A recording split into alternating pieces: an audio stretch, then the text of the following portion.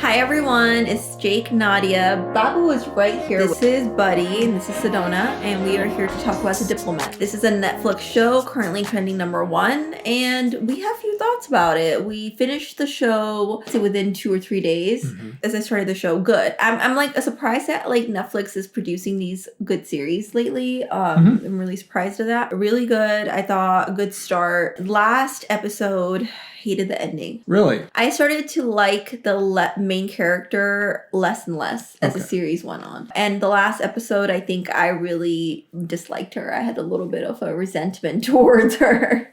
Gotcha. Okay, yeah. Well, I'll have to ask you about that in spoilers because I thought that it was getting a little boring over the last couple episodes, but then it made up with a very strong ending.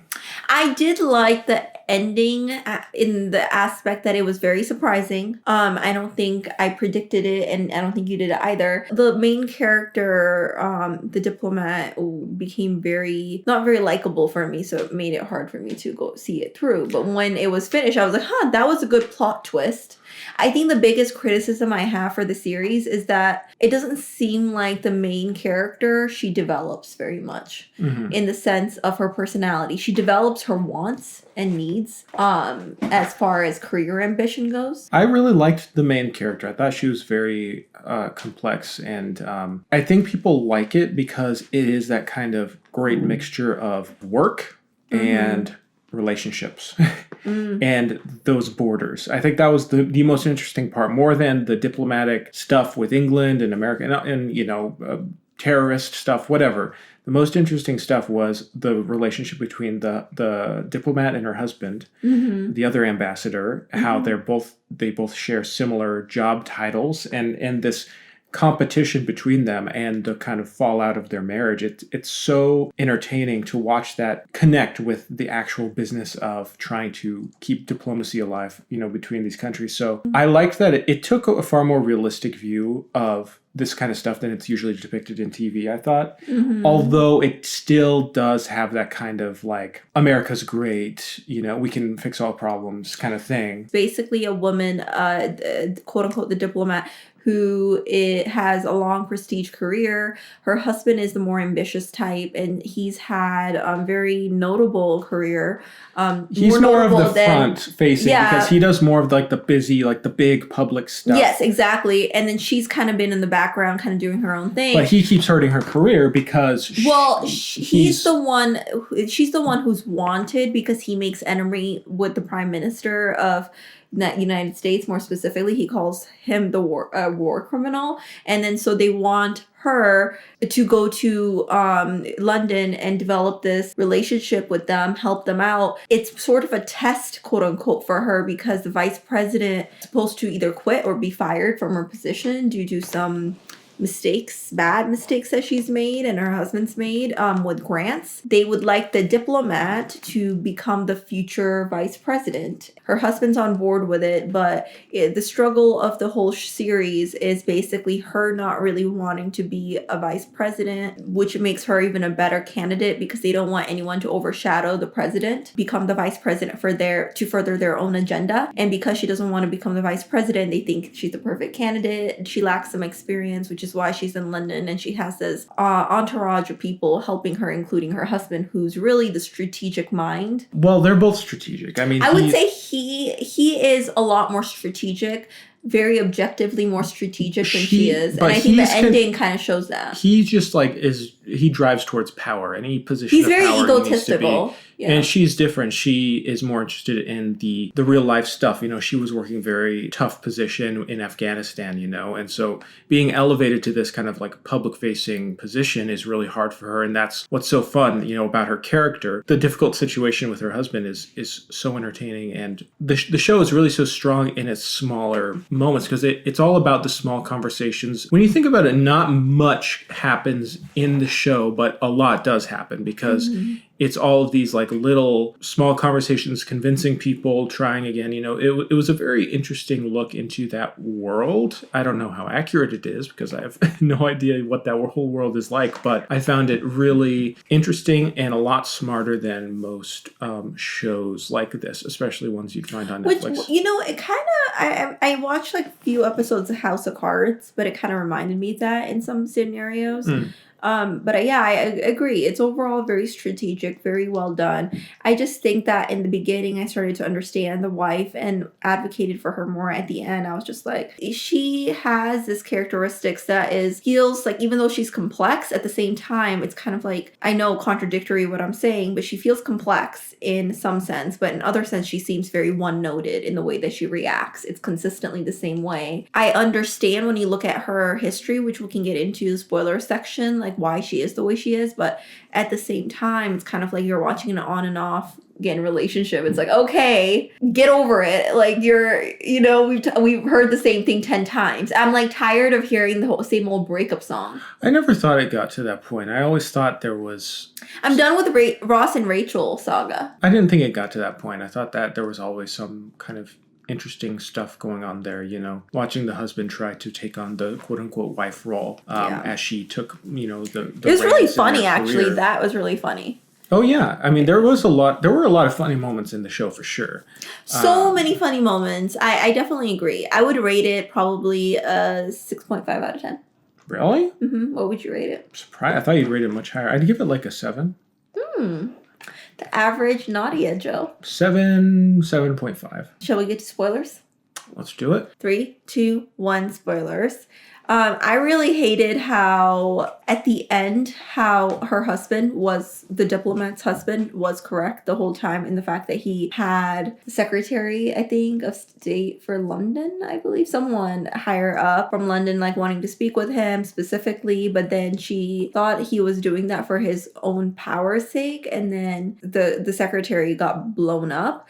This is why I hated the last episode and I was kind of done with her, because she left her husband in charge of his speech and trusted him to do so. She was annoyed that he made it more about himself, I think, but also at the same time, he made it a motivational presentation, for both of them, I think. And then it makes sense for someone to want to speak with him as a result of the way that he presents himself, which is his strength, really, in a way that she really can't, because she doesn't have any chill publicly when it comes to her. She has very little patience. But I couldn't blame her for getting mad at him, because this whole time he's been meddling and well, that's what I mean. I understand things. When it comes to history that, like, why the resentment builds up and why she is the way she is towards him. But at the same time, it's like, I'm at a point where I'm like, are you going to give him another chance, or are you just going to hold on to it? Because it's like, it's going to stay stagnant and we're going to keep going back and forth where you want to trust him, but you just can't, because even every little thing he does, you doubt the merit of it, right? And I really felt like at the end when he was saying that he wasn't meeting with him to do anything, I really felt like he was trying in the last episode. Yeah, there's no like question. It's undeniable that he wants to further his own agenda, but I think, I don't know. I don't understand why that's so wrong in some ways, the way he's doing it. I think it's because she doesn't trust him to really advocate for the greater good. It's fine if he gets something out of it. If you become the vice president and he becomes the secretary of state, I don't really see anything wrong with it. You guys are both like going somewhere together, but it just seems like she just doesn't want him to have any power. It's like her mentality is more like, well, I watch all these years being, behind your back, which I don't think is true, because she has a lot of experience. Like, she was doing her own thing. So I think she wants him to just quote unquote be the wife, not do much, right? But except for support her. But I don't think she is the type who wants to just stay home and not do anything either. Like, they both have their own ambition. And I think he's trying his best, but I think it's a Cabo thing, like they talk about, where he risked, in order to honor himself or make himself an honorable person, he risked a lot of people that they promised to otherwise bring home. He risked those lives, and ultimately those lives were lost because he wanted to do things his own way. But you can't doubt that he gets results. I mean, when you talk about the Diplomat, it's very strategic, not a very like utopian world. And I think sometimes the way that she expects her husband to operate, she expects that. It's a little bit unrealistic to me, I'm on her side. I mean, he was totally out of line with the stuff he was doing. But he was funny while he was doing it. He was very funny and charming. That's why he gets away with it, and that's why she has been married to him for so long, because he can charm his way out of it. And that's why people like him so much, and she has to deal with being not likable, and people call her unlikable. And there's a funny scene with the president where she's straight up with him, like, if you make this choice, you're going to look weak, but if you do this, you could risk war. And he's like, pauses and says, do people like you? And I think that moment actually worked well with the president, because he's used to having his ass kissed by everyone, but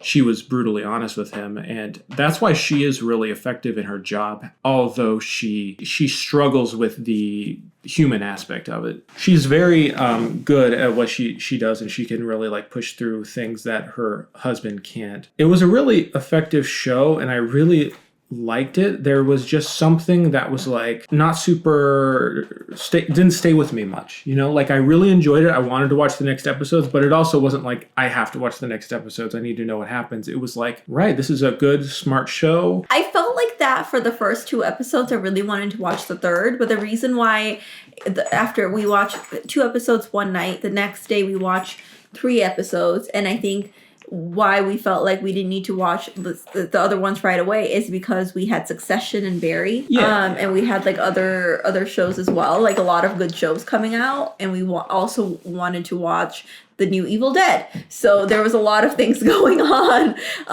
where we were like very consumed with entertainment.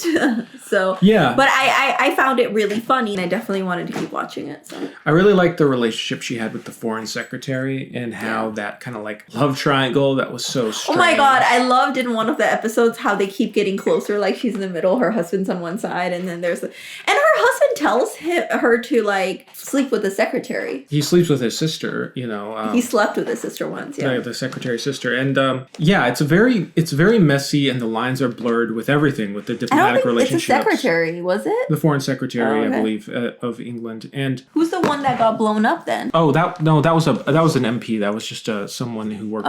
Correction, it wasn't the secretary who got blown up. I loved the prime minister aspect of it. Was so interesting. This delicate balance they have to strike with this lunatic, who ends up at the end being the ultimate lunatic, the one who looked like was trying to.